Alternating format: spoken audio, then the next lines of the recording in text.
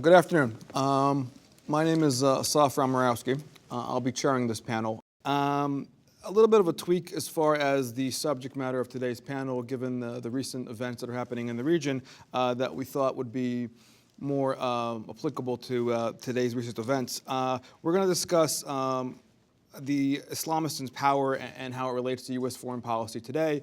Our panel of experts are experts in that area, and I think you'll find it very interesting.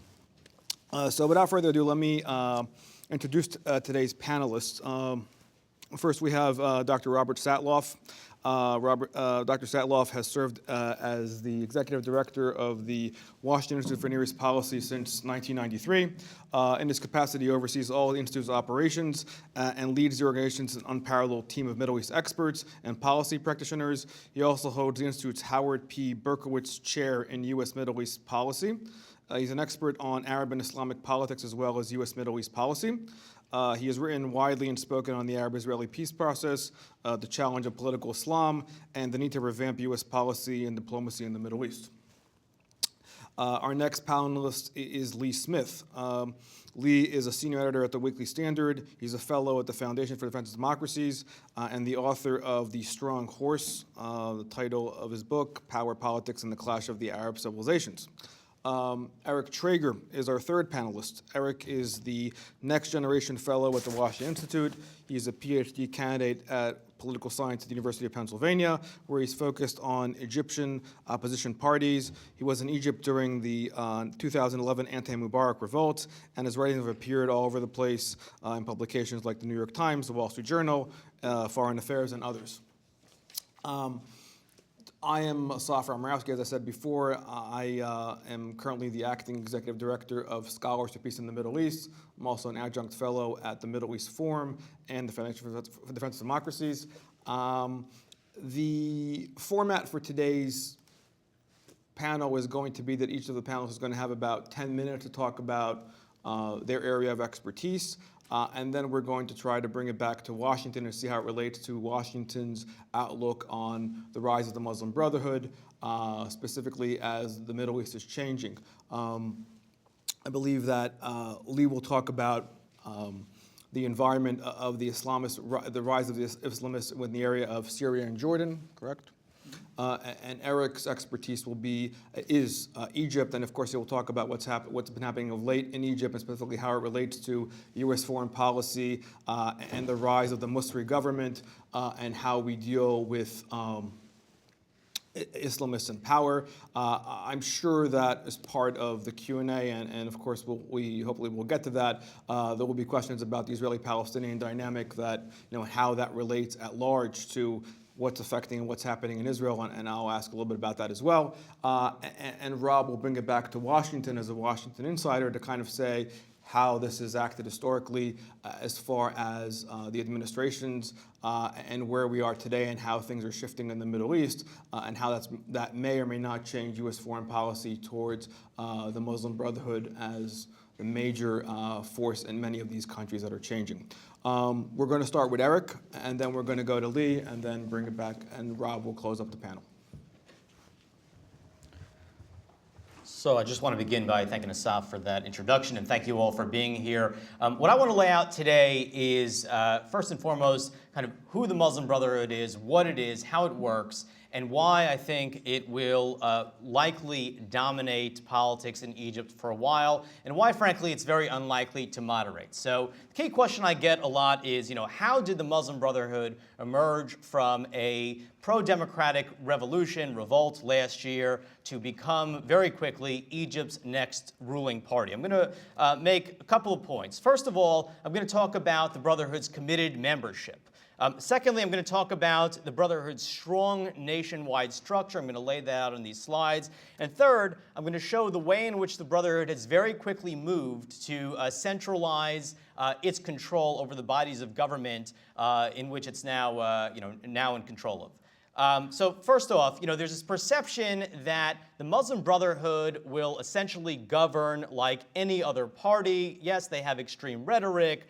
They've said things against America, against Israel, against Christians, against women over the years. But once they're in power, things look very differently. They'll moderate. And what I would press you to think about is that the Muslim Brotherhood is not really like, first and foremost, any other political party. Whether you're a Democrat or a Republican or a Green Party member, you join that party typically by checking a box on a form at a DMV. Well, Muslim Brothers didn't go to the DMV to join the organization. Typically, they're recruited from mosques or high schools or universities, and in the first stage after recruitment, they become what's called a muhib. Muhib essentially means fan. They are muhibs for 6 months to a year, and during this period, they're closely monitored by other Muslim brothers as to their piety, as to their values. Do they pray 5 times a day? Can they work well with others within the organization? They're vetted. After they pass a written exam that typically tests them on areas of Islamic knowledge, they become what's called a mu'ayyid, or a supporter. This stage in the Brotherhood lasts 1 to 3 years. There's now a textual component to their studies. There's a curriculum. They're integrated into the Brotherhood structure, which I'll go over in the next slide. They then pass another exam after 1 to 3 years, and they're a muntasib. At this point, they're essentially members in pencil, so they can still be thrown out if it turns out that they're not good fits for the organization. They go deeper into the Brotherhood's curriculum, have to study more Quran, more tafsir. At this point, they start giving 6 to 8% of their income to the Brotherhood. After that, they take another exam, and they become a muntazim, an organizer. That lasts about 2 years. Again, deeper curriculum. They now have responsibilities within the organization for social services, for planning, for outreach, for preaching. Finally, after about a 5 to 8 year process, they become what's called an akh amal. What I'm laying out here is, again, a 5 to 8 year process during which prospective Muslim brothers are vetted for a number of factors: how pious they are, how committed they are to the organization, and most importantly, whether they're willing to take orders from a centralized command. They are vetted for 5 to 8 years. It tells you why Muslim brothers are generally loath to leave the organization, because you're not going to leave an organization you spent 5 to 8 years trying to join. And it also tells you that those who are less committed, those who might moderate, are in fact weeded out during this process. So in other words, the kinds of people that become Muslim brothers are really very different from the kinds of people that might join another party. This is not a big tent organization. This is an organization that's looking for a very specific kind of person, and if you're not it, you're out. They also have a strong nationwide structure. It is a very well integrated pyramid, at the bottom of which is something called the usra, or the family. This is about a 5 to 8 person unit. This is the most basic level of the Brotherhood's hierarchy. Muslim brothers meet in their usra generally weekly for about 3 hours. They discuss text. They discuss politics, increasingly so since the revolution, based on my interviews with Muslim brothers. And this becomes, kind of the key element of their social lives as Muslim brothers. In other words, the people in the family become their best friends. Another reason why they're not going to leave the organization, because doing so would mean leaving their best friends. The Brotherhood has essentially integrated its members' social lives into the organization. I'm going to go through the rest of the structure rather quickly. 6 to 12 families makes up a populace. A number of populace makes up a muntaka, or an area. A number of those makes up the muhafaza, or the governorate. You then have a number of governorates makes up a sector. And then at the very top of this pyramid, this should be familiar to anyone who's read about the Brotherhood, you have the guidance office, Maktab al-Irshad. It's a 20-member body. It's the executive body of the Brotherhood, comprised of very senior members. And its legislative body, which I've put in yellow, I want you to remember this, is the Shura Committee. It's comprised of about 120 members, I think now 123.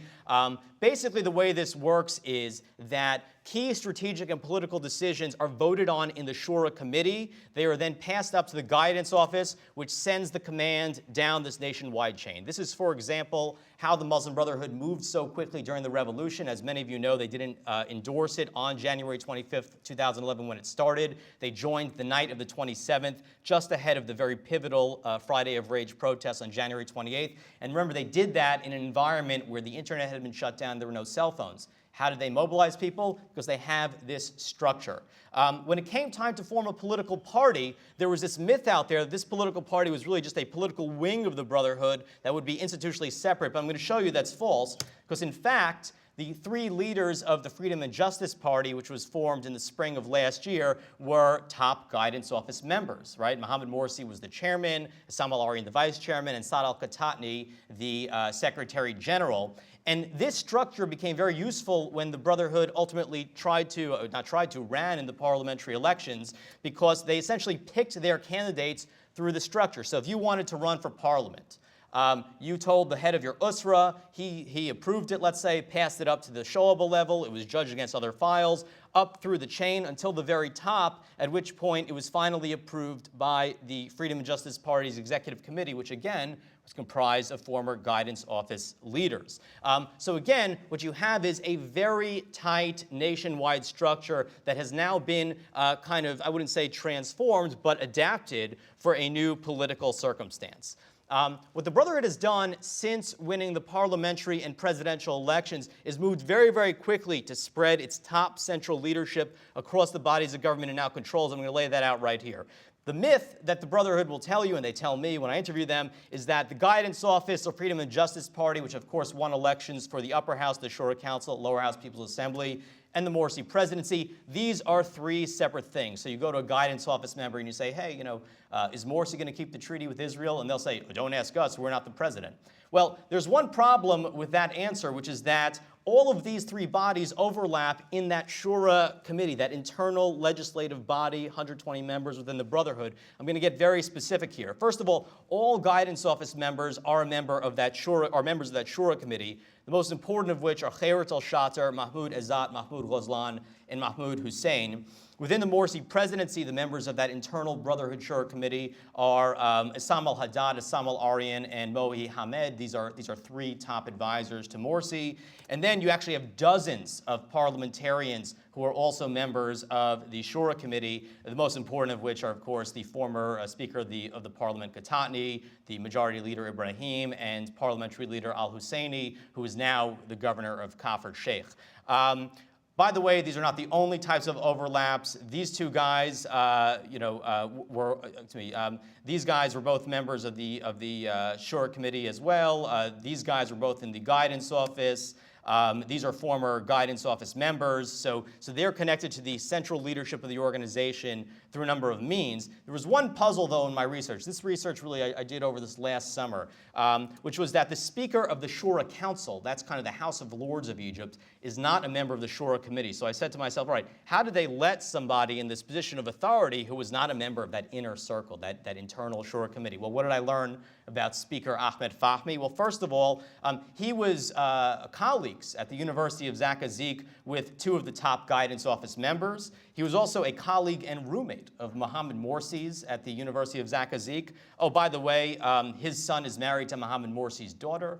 And just to show you how kind of intermarried this organization is, Mahmoud Ghazlan is married to Khairat al-Shater's sister. Mahmoud Izzat is married to the daughter of former Supreme Guide Mehdi Akif. So this is, again, a very tightly structured organization that has moved very, very quickly to push its top, most trusted members across the bodies of government it now controls. I'm going to tell you a story about that. This guy's name is Farid Ismail. He's a member of the Internal Shura Committee.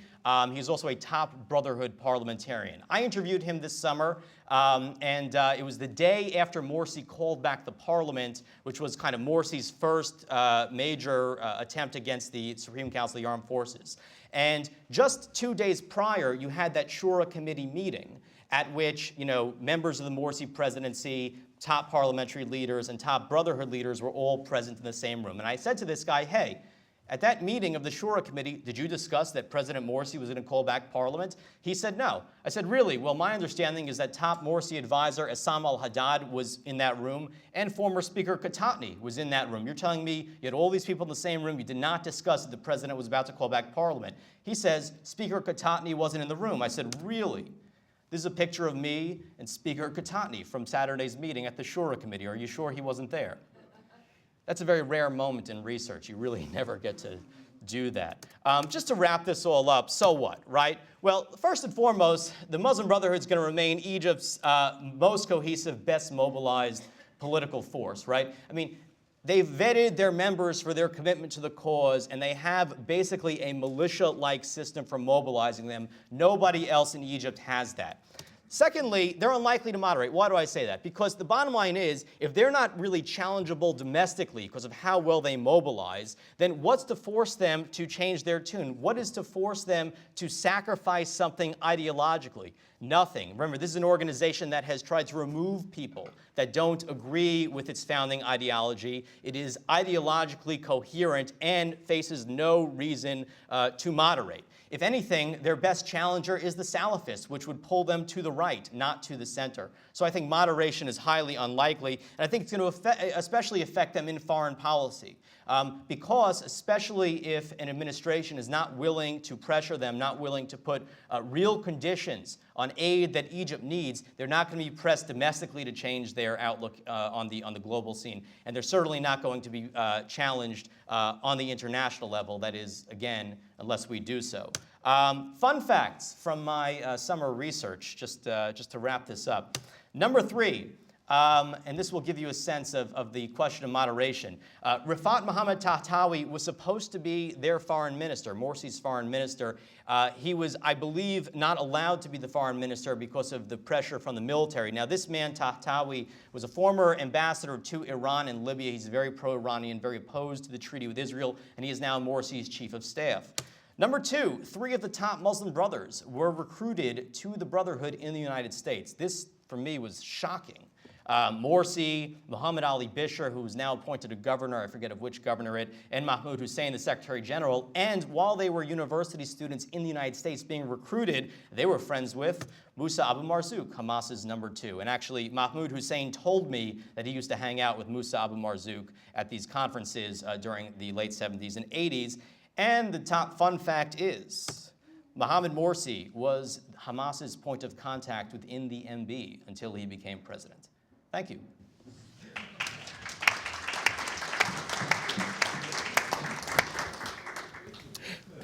Great. You're going to sit? Okay. All right. Lee will go next. Thanks. Thank you, Asaf. This is on? Thank you, Asaf. Thanks to ASMEA, and well done, Eric. Thanks, it was great.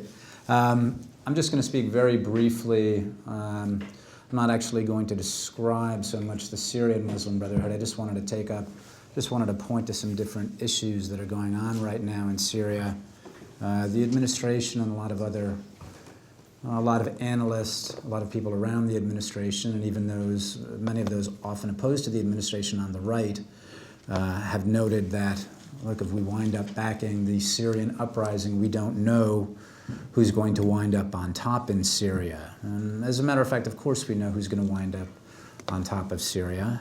It's the people right now who are being backed by Qatar, Saudi Arabia, and Turkey, namely the Islamists, both the Muslim Brotherhood and the Salafists. And I guess the first question I'd ask right away is if the reason that they're going to come out on top is because they have the support of these 3 regional powers, or the fact that these 3 regional powers are supporting them in large part because they recognize that these are the actors these are the serious actors on the ground. These are the people with the highest level of commitment and the most seriousness. I'm going to direct you to an article 2 weeks ago in the Weekly Standard by a colleague named Jonathan Spire.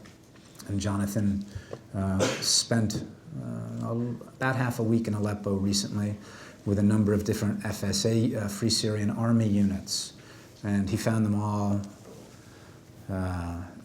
interesting and decent people and serious fighters.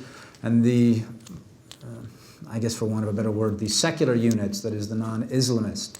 Again, he thought they were serious people and courageous.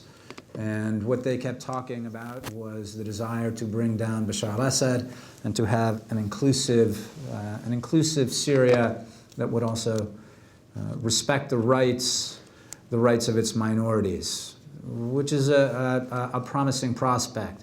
However, when Jonathan went and spent time with the Tawhid brigades, he recognized that this was a much more serious fighting unit.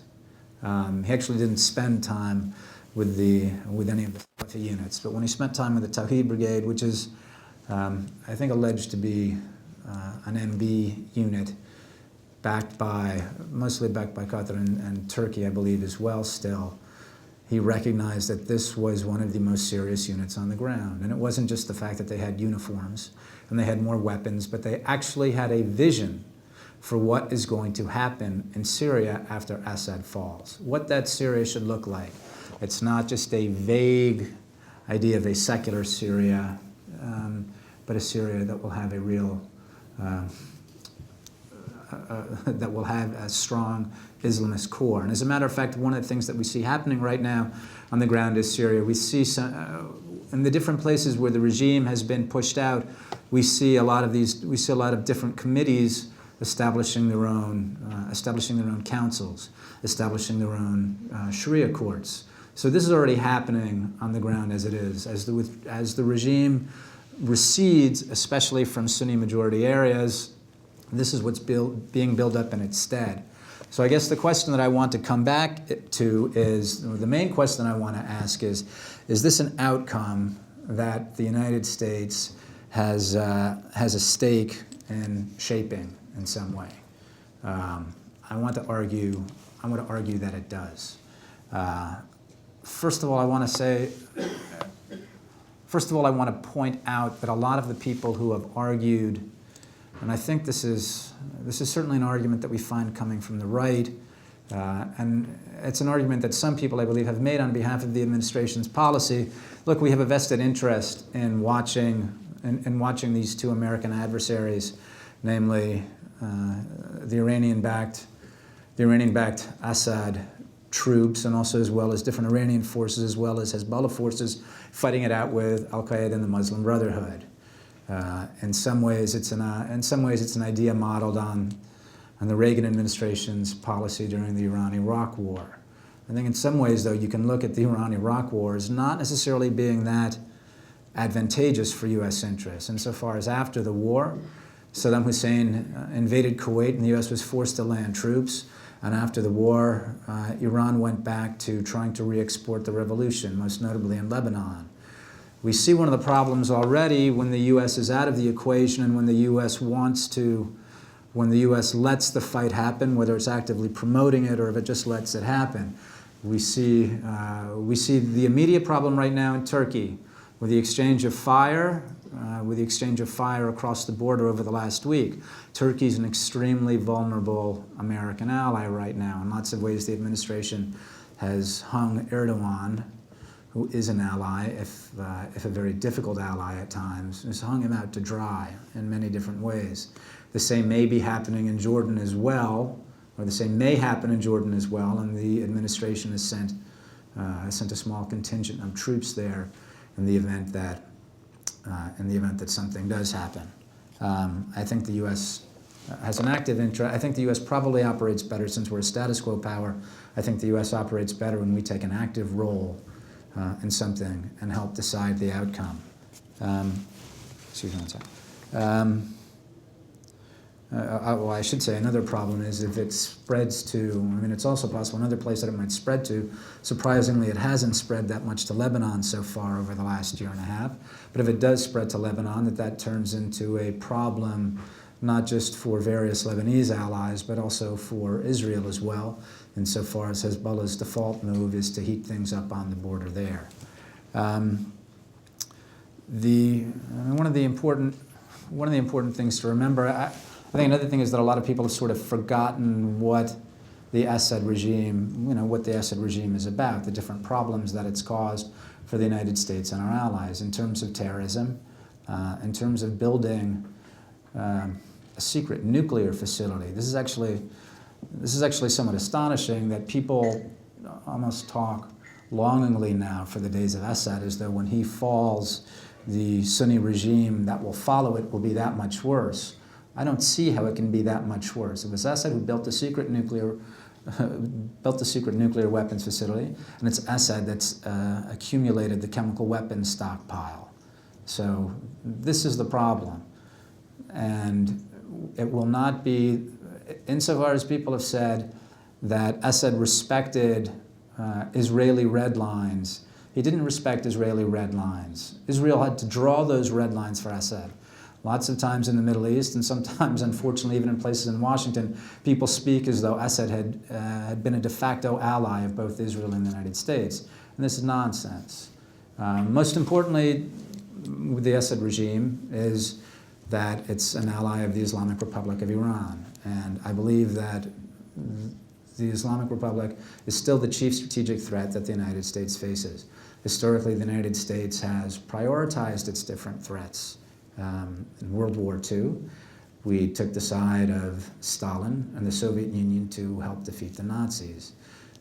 We wound up fighting an almost half-century-long Cold War with the Soviets, but I still think that siding with the Soviets against the Nazis was a pretty good deal.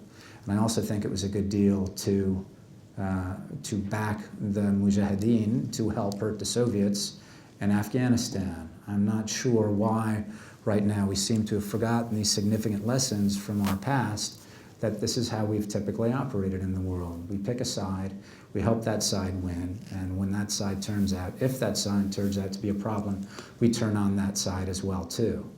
I just want to say one thing very quickly in summation.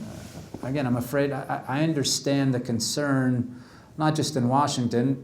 If you'll notice, I mean, Rob can certainly speak to this much better than I can, but I believe that there's very little support with Republicans on the Hill as well for action in Syria. I think it's not just the Obama administration, and I think that people are looking at Syria. Understandably, the American electorate is tired of war. It's angry about its adventures in the Middle East. So this is certainly understandable.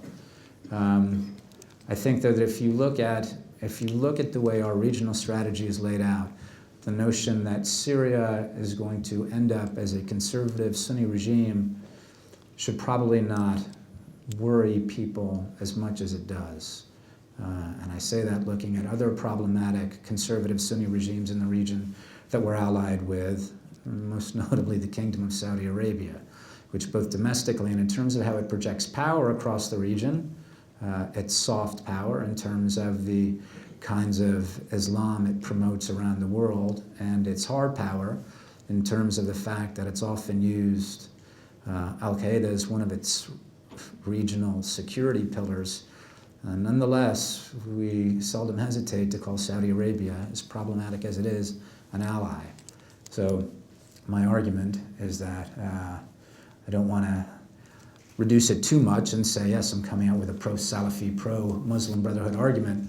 But yes, I think that the United States has prioritized its threats. I think the threat right now to the United States is the Islamic Republic and what it takes to bring that regime down, including supporting the people who are going to help bring that regime down and seeing how we shape the outcome. I think that's the proper course. Rob? Good afternoon. Good afternoon. Thank you very much, Asaf. It's a privilege to be on the panel with Eric and Lee. Eric, I just traveled around the Middle East with, and there really is no one who knows the Muslim Brotherhood of Egypt better than Eric Trager, and to have him as a colleague is a great privilege. And Lee is someone for whom I've had great respect for many, many years, author of outstanding book on to understand the dynamics of the contemporary Middle East. And Lee, it's really wonderful to be on the panel with you. I'm actually, if I can, I'll just open up with a comment. This is complimentary, really, to Lee's closing comment about Syria. I phrase it in a slightly different way. I guess this is being taped and this is going out to the real world eventually, right? In my view, the U.S. policy towards Syria is inadvertently designed to bring about the absolute worst possible outcome. I'm sure that it takes a lot of effort to achieve this, but it is being done, I assume, quite inadvertently. And that is through our reluctance to engage in Syria. I believe there's a reasonable chance that we not only help engineer a jihadist outcome in Syria, but we may bring about the downfall of other allies in the region, such as the Hashemite Kingdom of Jordan. who, if it is caught between the hammer of Ikhwani Egypt and the anvil of jihadist Syria, is about as likely to survive, or is less likely to survive that than it survived Nasserite Egypt and Arab nationalist Syria 50 years ago, 60 years ago, and it only barely and truly barely survived that experience. My suggestion in Syria is not unlike Lee's. We face the situation between bad and worse. There is no, in my view, good outcome in Syria. We passed the point of good outcomes by our inaction about a year ago. We face bad outcomes and worse outcomes. And frankly, that's a similar trope that we find, I think, in many places in the Middle East today. And good policy making, it's not heroic policy making. It's not Nobel Prize winning policy making, but good policy making, in my view, is to try to limit the worst outcomes and, if not celebrate, then at least try to bring about the less bad policy outcomes. And in Syria, the less bad policy outcome is as quick as possible to bring about the demise of the Assad regime, prevent a millennium-long sectarian war, and probably see an Ikhwani-dominated but not monopolized regime successor to the Assad regime. This is not a winning campaign slogan, bring the Ikhwanis to power in Syria. But given some of the alternatives in Syria, it is not as bad as some of the others that we face. Let me step back for a minute and make a few broader comments about how we look at, or how we do and how we ought to look at questions of Islamists in politics and Islamists in power. In a specialist's audience like this, one shouldn't have to define one's terms. But I find it, even in specialist audiences, it is useful at least to go over some of the groundwork very briefly. What is an Islamist? What is an Islamist political party? Because we have, for some people, this conjures up Muslim analogs of the Christian Democrats. That, of course, is not the case.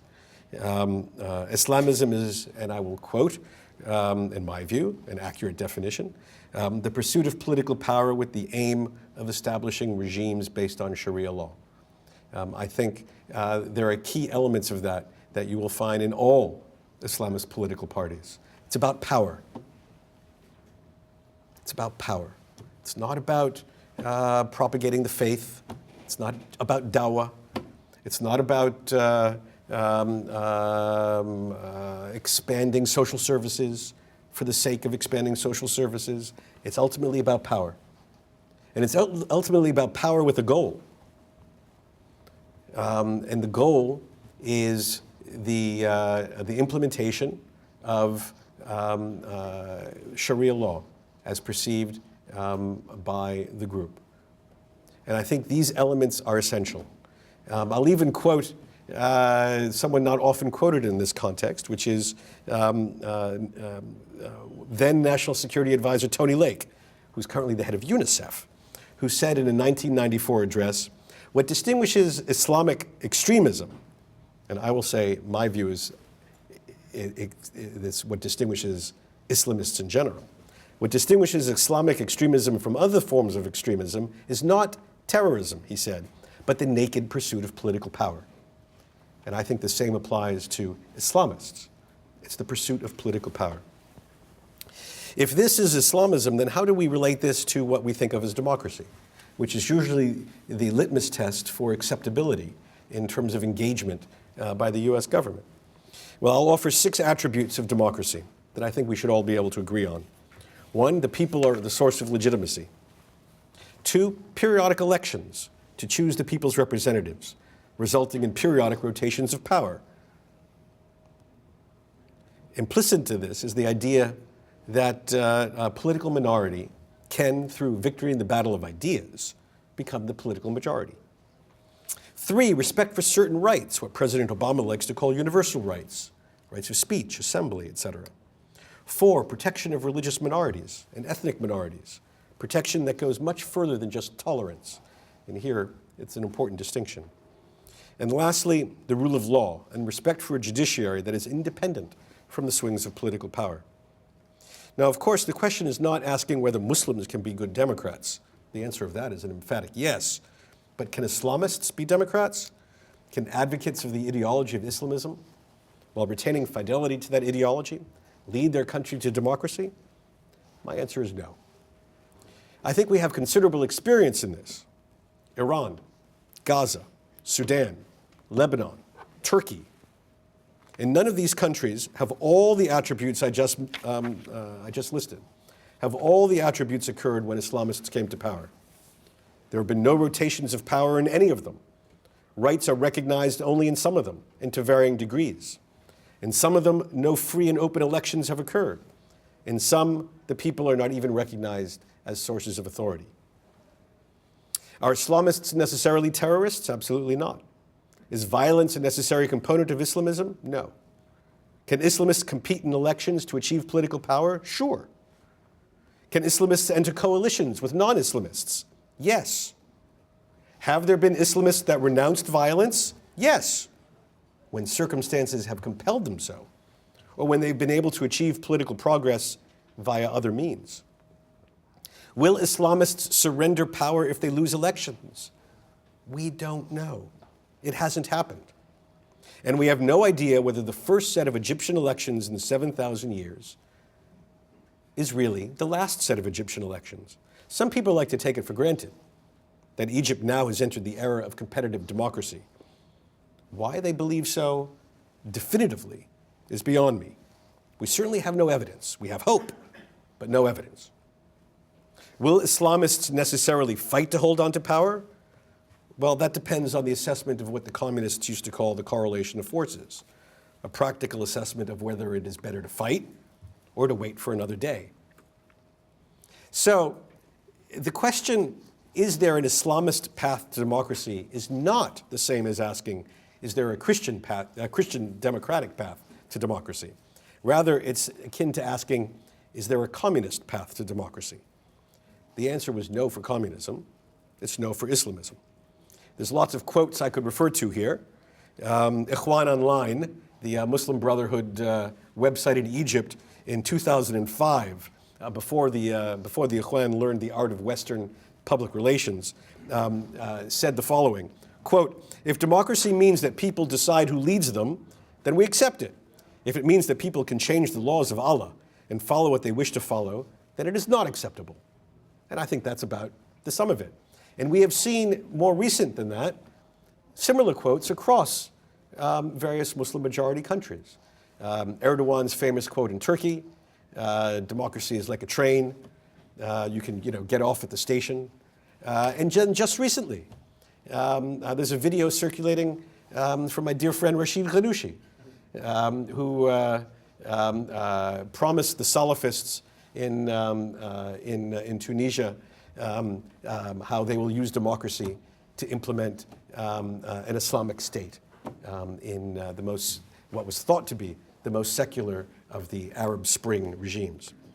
So this is the relationship between Islam and democracy. Now let me put this in policy terms. How can and should we relate to Islamists as political parties? And how should we relate to Islamists in government? Well, we have some experience with Islamists in political parties, and it's all over the map. And this applies to Republicans and Democrats alike. There's really been no uniform standard.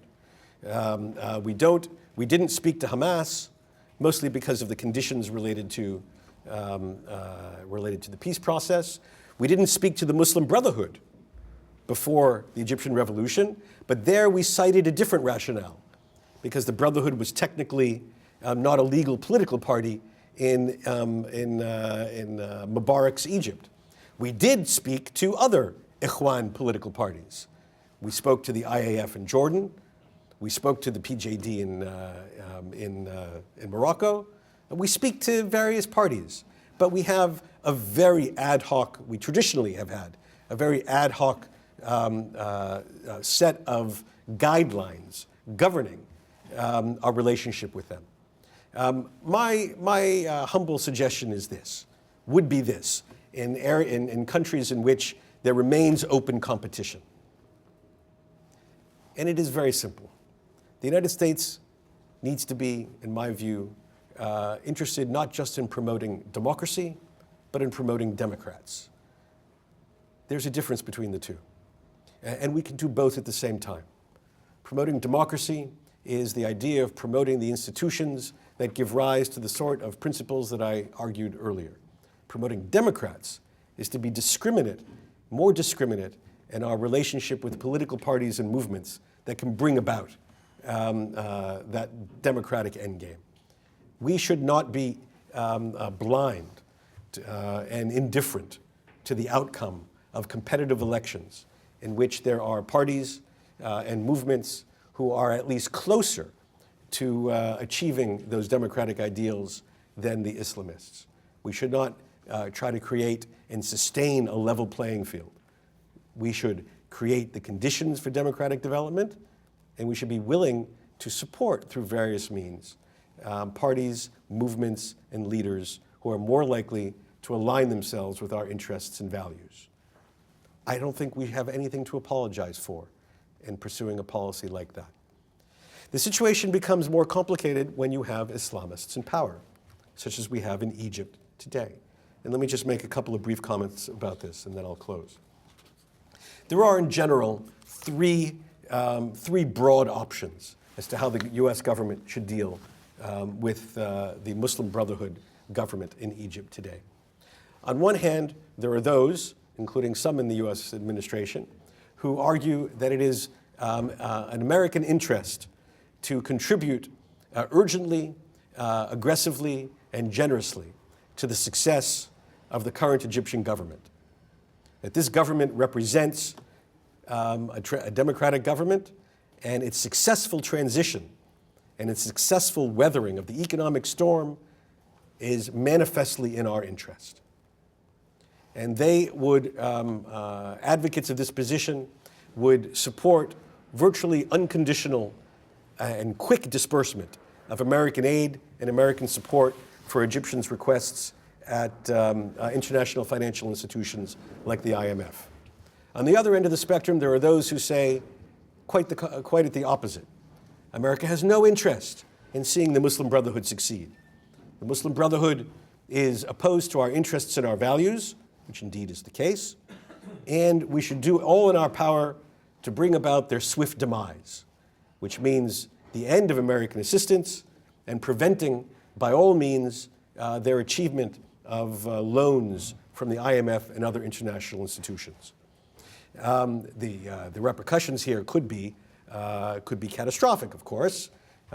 Egypt, a country of 80-some-odd million people, could fall into failed state status, and not just the fragile state in which it is today, in which we would have, well, maybe not quite Somalia, but something approaching that on the borders of Israel and sitting astride the Nile and the Suez.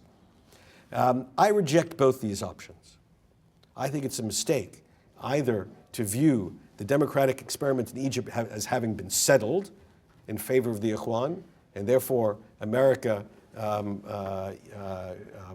eagerly supporting the success of the Muslim Brotherhood government, nor do I think it's wise for the United States at all to be viewed as or contribute to a failed state in Egypt.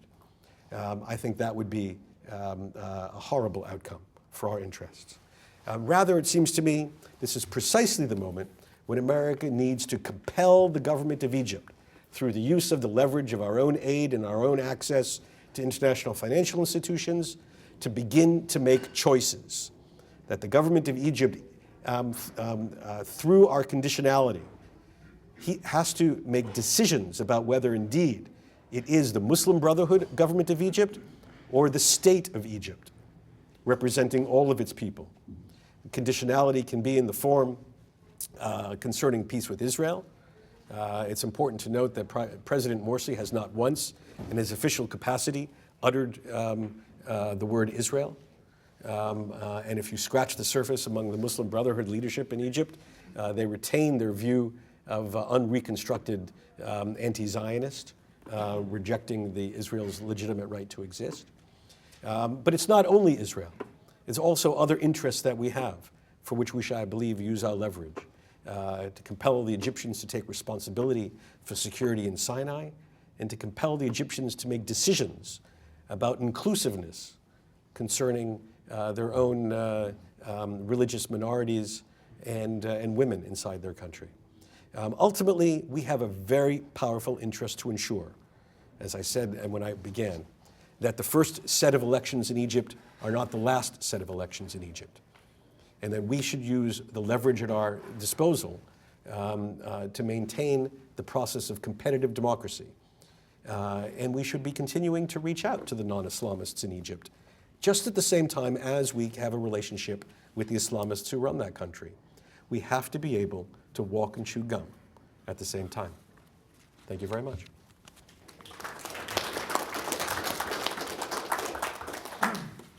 Well, thank you to all our panelists. Obviously, we have a lot of information here. Let me, as the moderator, let me take the prerogative of asking the first question, and then we'll open up the floor to as many questions people might have. Everybody has spoken about really the rise of Islamists to power and what that's doing to stability in the region.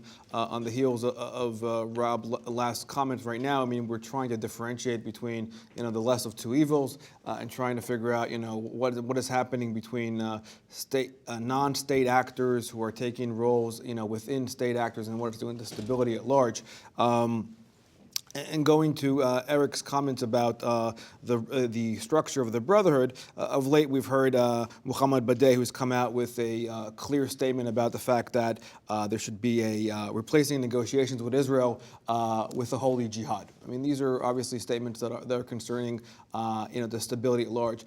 My question is really, how do we, when we have, when we're seeking partners in the region and we're trying to figure out who is the partner we're talking to vis-a-vis, the people that are rational enough to discuss, while there is a extraordinary amount of pressure coming out of Washington to jumpstart the Israeli-Palestinian negotiations, as well as deal with Iran, how do we balance that out? And how are we able to say, leverage, our allies in the region, we're trying to minimize the influence of these Islamists who are trying to garner power when, like you said, Rob, Morsi has yet to say the word Israel. You're seeing all this kind of rhetoric that's coming out.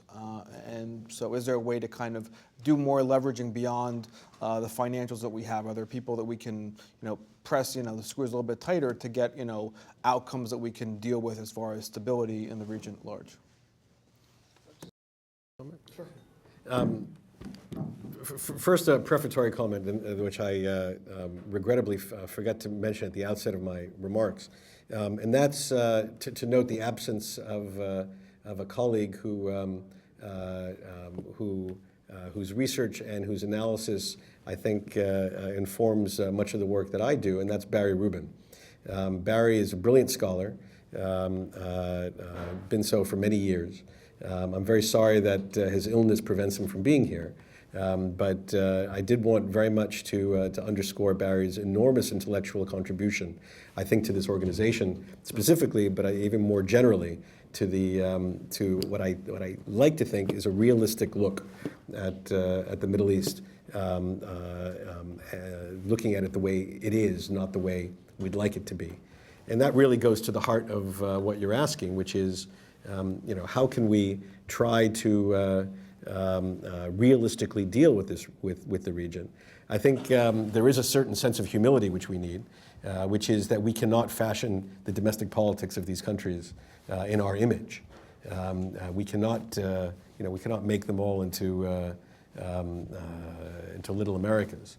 And if we ever thought we could, the events of the last 18 months should have dispelled that completely. But we do have interests. And these countries, these leaders want things from us. In a transactional way, we should be able to use our leverage to compel certain decisions and behaviors even from leaders with whom we have very different worldviews. And we should not, in my view, be reluctant in a respectful manner to use that leverage to help achieve certain policy outcomes.